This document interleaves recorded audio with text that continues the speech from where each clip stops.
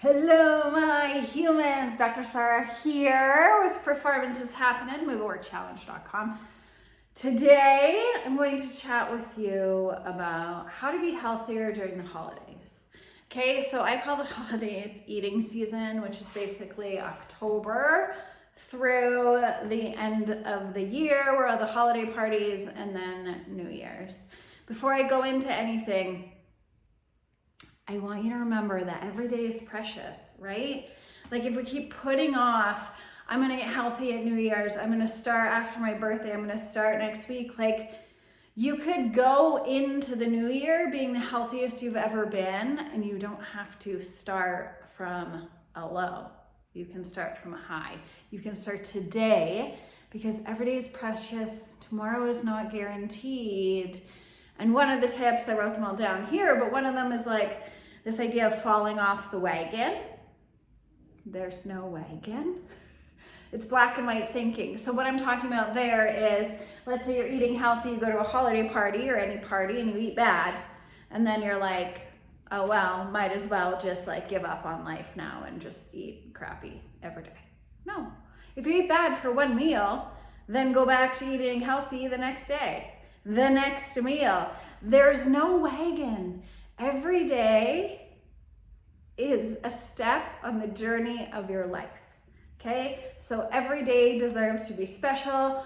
You just have to do 1%. 1% better every single day will result in you being a different human a year from now. Okay? So it all counts. Every little bit counts. We're going to start there. So, getting in movement. Sitting is killing us. It's the third biggest preventable cause of death, okay? And the average American is seated for 13 hours a day. It's why I created Move at Work Challenge, which is 5 to 7 minutes of movement that you can do at your work without any equipment. It's not about Move at Work today. What it's about is every bit of movement you have, you can put into your day counts. Okay? Ideally, for every 30 minutes you're seated, you want to stand up. We don't like to have, oh, my camera's too low.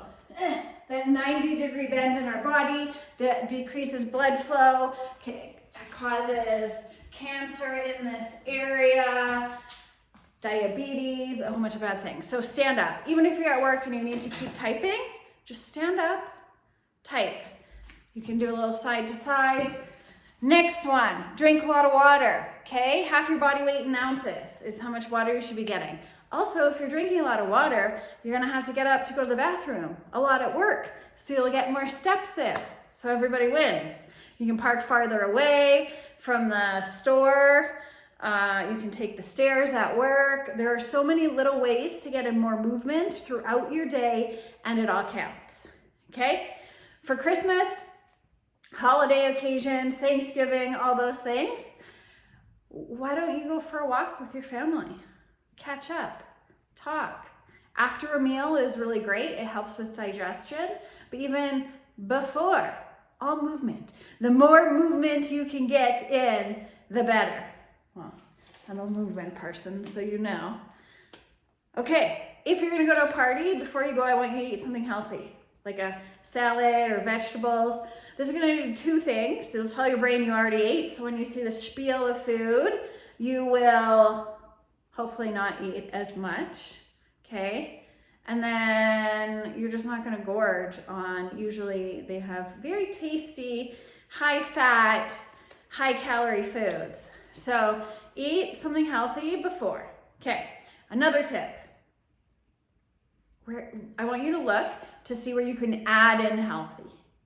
Okay, so let's say you're preparing Thanksgiving dinner, a Christmas meal, Hanukkah meal, Happy New Year meal. What can you add in that's healthy? Can you add spinach?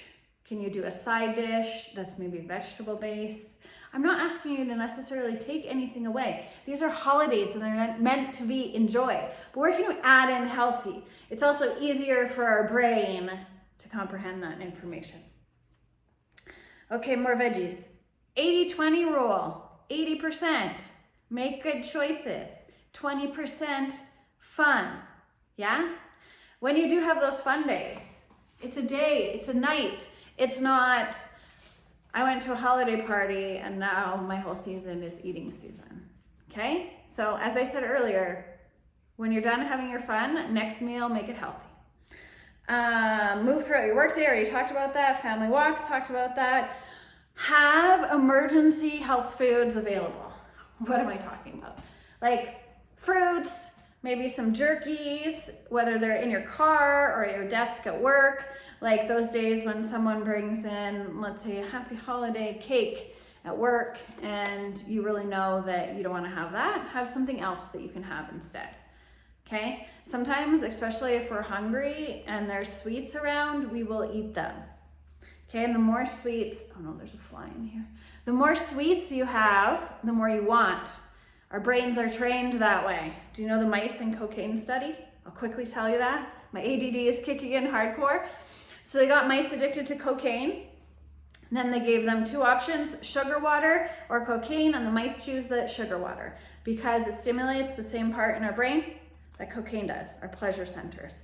The more you have, the more you want. The more you crave it, the hungrier you are. So with that knowledge, sometimes it's easier to then try and reduce your sugar. Look and read the ingredients. It's in absolutely everything. Words are hard. Sentences are harder. Prioritize yourself. During the season, we get really stressed. I want you to put in time in your calendar for your workouts and for your self-care, your relaxation time. I want you to pretend it's as important of a meeting as a meeting with your boss, okay? Pre-schedule this in, that will make it easier. Planning makes it easier for our brain. In that moment, when your monkey brain goes off and wants to skip it, no, you already set your goals. You're sticking to them, it's in your calendar. You will feel better after you do it. You just have to get started. Sometimes that's the hardest part. Neat activities. Okay, neat activities are things like folding laundry, doing dishes, cleaning, vacuuming, just things when you're not sitting. So neuroexercise, thermogenesis, activity thermogenesis. So your body actually burns more calories doing little things like that throughout your day than like an hour in the gym. So kind of like just being busybody and moving around. If you're at work, maybe you're gonna print a lot of stuff at the printer, walking to the water cooler, just stuff where you're not sitting and doing nothing and sitting in front of the TV. So the more activity you can get, the better. Like, sneak it in, it all counts. I promise, I promise, I promise. Hydrate, I said that already, half your body weight in ounces, right? Because our brain will sometimes confuse hunger with thirst. So if you're feeling like you're getting hungry, have a drink of water first, and then wait 20 minutes and see, okay? Listen to your body. Ask it, how are you feeling? Are you really hungry? Or you need something to drink, right? Sleep. I am an active exercise person. You guys know this. It's more important that you get sleep than a workout in the morning. Lots of recovery for your brain and your body happens when you're sleeping. You are actually less hungry if you get enough sleep. Your hunger hormone is more regulated. Your metabolism is better. Sleep. Along with sleep, turn off that blue light. Make sure you have a blue light setting on your phone or your computer screen if you're going to be using it in the evening. Even better, turn it off at least 2 hours before you go, no screens, 2 hours before you go to bed. I know, that's really hard, especially if you're doing that a lot. And 2 hours might be a lot, so maybe just start with 1 hour and then go 1.5 hours and then 2 hours. Get a book you really like, start journaling, create a bedtime routine, take a hot bath, a hot shower. Really try and stay away from those screens. The blue light messes with your sleeping schedule. Okay, I think that's all of them. Snacks, reduce sweets. Ooh, for Halloween, freeze your candy. Yeah? Put it somewhere where you can't see it. And when it's frozen, what you have to do is you have to plan, unless you really want to bite into like a rock hard chocolate bar, then you can plan to take one out and just have one. Because a lot of the times we eat it And it's like the first couple bites that I really want you to enjoy. And then after you've kind of had those sensations, then it's easier to say no. But if you mindlessly eat, you'll eat and eat and eat. And because it's a sweet thing, like cocaine, like I was just talking about, that pleasure, you're just gonna keep eating it.